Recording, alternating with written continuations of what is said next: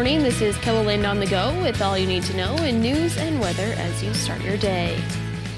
A Sioux Falls man faces his 10th DUI charge. Officers spotted 40-year-old David Rocky Mountain on East 6th Street Monday night.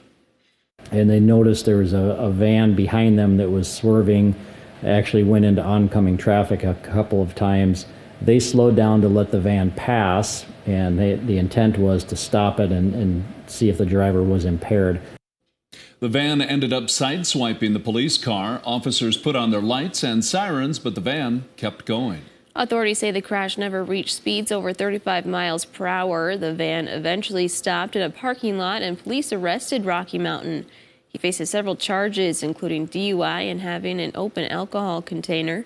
A judge set bond at $5,000 cash or surety. A Spearfish woman convicted of embezzlement now faces federal wire fraud charges.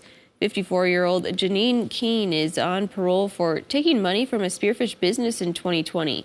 According to newly unsealed court documents, while she was waiting to be sentenced for embezzlement, she's accused of defrauding the federal government. The federal indictment says she was allegedly part of a scheme that brought in tens of thousands of dollars in unemployment claims in 2020.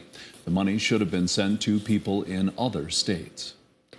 In Rapid City, a federal jury trial is underway for a man accused of violating eagle laws in South Dakota. Harvey Huggs is accused of illegally selling golden eagles and migratory birds. This isn't the first time he's been accused of this type of crime. Huggs was involved in the sale of feathers, wings, and carcasses off of eagles, bald eagles, and golden eagles back in 2011. In that case, he pleaded guilty and was sentenced to 6 months in prison. Now let's send it over to meteorologist Scott Munt for a check of this morning's forecast. Good morning, Scott. All right, good morning, everybody. Temperatures will be cold today. Numbers mainly in the teens for highs across eastern KELOLAND. We'll see what we can do about bringing in some 20s across extreme southeastern South Dakota. We do have some warmer numbers trying to return for this coming weekend, but I think tomorrow will be another cold day. Now, keep in mind, this morning are strong winds from the north and northwest, northeastern KELOLAND. We do continue with blizzard warnings in northeastern South Dakota for the morning hours. Conditions will improve later this afternoon as the winds die down. And Brian will have more details on your forecast coming up. Thank you, Scott. While fun for some, especially kids, the snow is a headache for many others, and it's turned 3 Flandreau 4th grade boys into heroes. Joaquin Brushbreaker, Joshua Weston, and Ashton Smith-Kuno were out playing in the snow on February 8th when they heard someone yelling for help. Because of their action and quick thinking, an older woman was saved after she had fallen and was laying in the snow for 6 hours. We ran back to my mom and we asked her if we could drive around. And we drove around for like 5 minutes and couldn't find her. And then me, Joaquin, and Ashton saw somebody laying behind the house. The boys get all the credit. You know, they were the ones that heard her yelling, you know. I just was the one driving the car and calling the police. The woman who was saved, Shirlene Miller, says these boys are special and credits them for saving her life. She was in the hospital briefly, but is now at home and doing better. Teenagers in South Dakota will continue to have to go to school until they are 18. Lawmakers on the Senate Education Committee voted 5-1 to kill Senate Bill 65, which would have lowered the mandatory attendance age of 6 to 16. Supporters of the bill say it would have allowed kids with behavior issues to stop going if they didn't want to be there, while opponents say the bill would have sent the message that the public school system didn't care about those kids. Puberty blockers are among the kinds of health care that House Bill 1080 bans for transgender kids in South Dakota. The bill has received the governor's signature. Elizabeth Brockmeyer of Sioux Falls has a 13-year-old transgender son who received puberty blockers.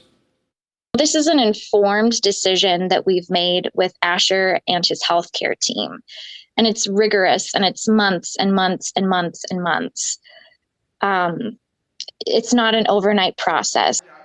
Proponents of the bill say the legislation is to protect kids. Opponents say it's not the legislature's role to be part of such decisions. HB 1080 passed the Senate by a 30-4 vote after passing the House by a 60-10 vote.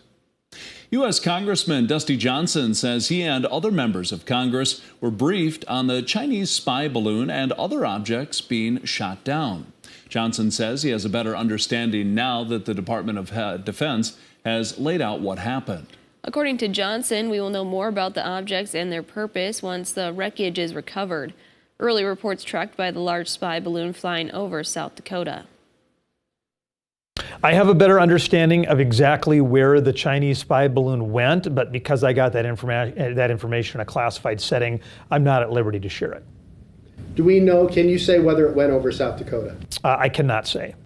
Johnson says he and others asked a lot of questions during their briefing by the Department of Defense. Let's look at some of our top stories. Now let's get one last look at your weather with meteorologist Brian Karstens. Brian? Okay, our weather today. Blizzard warnings in effect for the Northeast until about 10 o'clock. Sioux Falls area winter weather advisory till mid-morning, so we're still dealing with these pockets of blowing snow and obviously roads that are slick and snowpacked. So it's a morning to obviously consider the weather. Many school districts have changed plans today. Some are late, some are closed. Continue to watch for updates here at KETHLAND.com on that. Well, the numbers today too, with all this wind around, even though it is going to eventually get a little better through the afternoon, it's still not a very warm day here. Mid-teens east, I would say 20s, mid-20s for Pierre and Rapid City for this afternoon.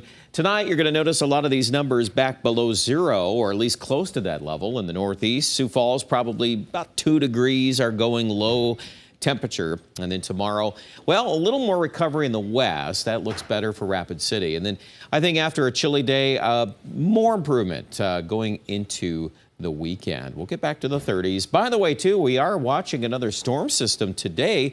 This one passing to our south through Iowa into the Great Lakes. So, yeah, you at least consider that as one thing that we are not dealing with. Weekend, too, looks like the pattern will be fairly dry. So I think we've got some good elements there to talk about. 25 today, Rapid City, 22 in Yankton, 16 degrees our temperature in Marshall. Those tonight, 0 Brookings, and Huron 15 Rapid. And then tomorrow, well, we're getting back near 20. 17 is how we'll call it in Sioux Falls, but 31 by Friday, mid-30s this weekend. Now, there is some colder weather on the horizon, probably around day 7 or thereafter, and we expect a pretty good chance that next week will be colder.